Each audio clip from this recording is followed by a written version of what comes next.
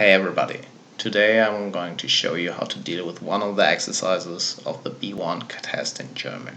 Well, that exercise is presenting a topic or presenting a question. Most of the time it's gonna be a question because topic might be a little bit too hard for B1.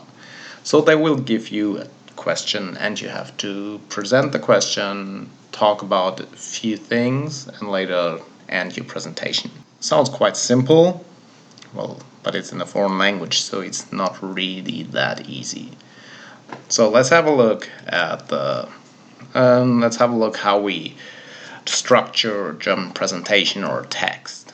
Well, basically we have three things. We have an introduction, a main part or body, and a conclusion.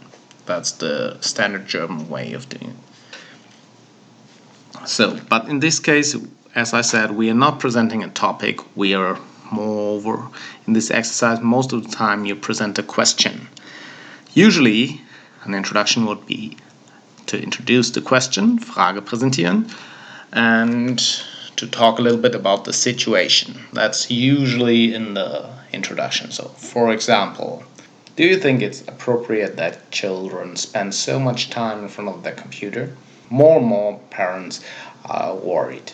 That would be an introduction. So you're not just talking about the question, you're talking why, you're kind of telling them why you're asking that, why this question is asked. And main part in this exercise, you choose from 4 points, from 4 different things you need to talk about. So one is personal experience, persönliche Erfahrung. The other one is advantages and disadvantages, Vor- und Nachteile. The situation in your home country, and the role of something related to that question in your home country. So they will pick 3 of that. And the order is not the same, so you cannot prepare transitions from one to another. But it's okay, we still can do it. And the last part is the conclusion, which is in this exercise pretty basic. You're just saying, oh, my presentation is over, and then you think for it. Well, afterwards there will be questions, so you tell them, you can ask me questions now. That's how we're gonna do it. So let's have a closer look at Einleitung. Here are some example questions. Ist Umweltschutz wichtig? Sind Kinder zu teuer? Ist ein Leben ohne Freunde möglich? Muss man Trinkgeld zahlen? Kann man seine Freunde einfach zu einer Party mitbringen? Muss man Verkehrsregeln befolgen? Sind Zigaretten tödlich? Sollten Kinder am PC spielen dürfen?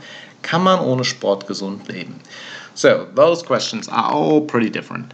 If you have a lot of time to prepare that, you can find a very eloquent way to work around that question, so you don't really need to build it in. So you will just take the question as a heading and we will write something very eloquent in there. But you don't really have much time in the exam, so that's not an option. Also, German people cannot do that in that short time because it sometimes needs more time to think about how to write that properly. So, if we just make an easy and basic introduction of a question, the first and easiest way is just to read the question. Ist Umweltschutz wichtig? Yeah, that is okay, but your pronunciation needs to be on point and the intonation should be good as well, because otherwise this might come off a little bit weird or it looks very unprofessional. If you do it well, then you can show, well, you understand it. That's okay, but I wouldn't advise you to do so. But you can use a better way, which is considered high-level German. You just need another verb, which you probably haven't learned yet. It's called widmen. Widmen, here you can see it. Ich widme, du widmest, sie es widmet, wir widmen, ihr widmet. So how you conjugate it.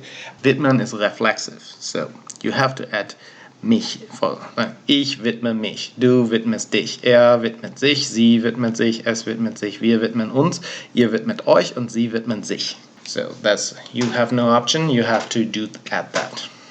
If you want to use it in the context how I'm going to teach you today. Widmen has a lot of meanings, so we're not going to cover all of them. In this particular situation, you use widmen for one purpose only. It is introducing this question. It is saying, widmen in this situation literally would mean, like, I put all my attention to this question, and it also implies that you will present it. Because if you put all your attention to that question, that doesn't mean you're going to be silent. It means you also present it. So let's go. What are you going to do? Something we got used to. We use Widmen in that kind of context to present a question. We just take the first example. Ist Umweltschutz wichtig? So we can do it with our voice again, but that depends on your level of German. So, ich widme mich der Frage, ist Umweltschutz wichtig? Pretty similar to English. The English version is more similar to the first version, but in German we usually like to use if, like indirect speech. This is indirect speech, but for question. So if you want to put a question to indirect speech, so we're gonna need to use ob, and the answer to that question is usually yes or no. Ich widme mich der Frage, ob Umweltschutz wichtig ist. And you can do that with all of the other examples as well. Well, I'm just gonna give it to you now. So, ist Umweltschutz wichtig? Oh yeah, we had that. Okay, I will give you the other examples as well. Sind Kinder zu teuer? Ich widme mich der Frage, ob Kinder zu teuer sind. Ist ein Leben ohne Freunde möglich? Ich widme mich der Frage, ob ein Leben ohne Freunde möglich ist. Muss man Trinkgeld zahlen? Ich widme mich der Frage, ob man Trinkgeld zahlen muss. Kann man seine Freunde einfach zu einer Party mitbringen? Ich widme mich der Frage, ob man seine Freunde einfach zu einer Party mitbringen kann. Muss man Verkehrsregeln befolgen? Ich widme mich der Frage, ob man Verkehrsregeln befolgen muss. Sind Zigaretten tödlich? Ich widme mich der Frage, ob Zigaretten tödlich sind. Sollten Kinder am PC spielen dürfen? Ich widme mich der Frage, ob Kinder am PC spielen dürfen sollten. Kann man ohne Sport gesund leben? Ich widme mich der Frage, ob man ohne Sport gesund leben kann. So you can see it's always the same pattern, and you can use it for anything you want to use it. We can extend this kind of way. Ich widme mich der Frage is present and most basic way of using widmen. But in German too, because what you're gonna do is in the future. So we can also add future to it, or we put that sentence into future tense. So ich werde mich der Frage, ob Umweltschutz wichtig ist, widmen. Oder ich werde mich der Frage widmen, ob Umweltschutz wichtig ist. Sorry, that's like in German you have both possibilities. We'll go with this latter one, or because it's gonna be a presentation. You can also mention that there is a presentation. So you can say, in my presentation I'll deal with the question, is environmental protection important? So, in meiner Präsentation werde ich mich der Frage, ist Umweltschutz wichtig, widmen. Or the indirect version, in meiner Präsentation werde ich mich der Frage widmen, ob Umweltschutz wichtig ist. Why I suggest you to use ob is because you see the intonation is way different. So, and if you screw up the intonation, the first sentence sounds quite weird. The guy who's overseeing the exam might mistake your wrong intonation for a mistake. So, I would suggest you to do the second one because that's more fail-proof. Not really related to this exercise, but, well, you can use them as well, but I think the above-mentioned ones are way better and superior to the other ones, but to these two. But here you're gonna go. Today I'm gonna deal with the questions. Heute werden wir uns mit der Frage widmen. Heute werden wir uns der Frage widmen, ob Umweltschutz wichtig ist. In German you can say ich or wir, doesn't really matter, because you're talking to a person, so you involve the person in front of you. So you say, we're gonna take care. I'm explaining you how it's gonna be, and you gonna know how it's gonna be. So we both taking care in this we're both taking part in this presentation. So it's not just me who's presenting, you're listening, so you're part of it. So we can say ich or wir, doesn't matter. So both of them you can use, but it's more colloquial, and mostly teachers gonna use it like that.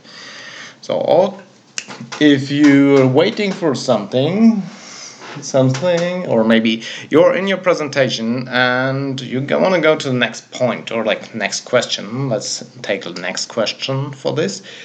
Gleich werden wir uns der Frage widmen, ob Umweltschutz wichtig ist. Yeah, so you can add location, you can add time, whatever you want, you can add it, but don't add it in the second part. Yeah, ob. indirect speech, ob is Nebensatz, so it's a dependent clause.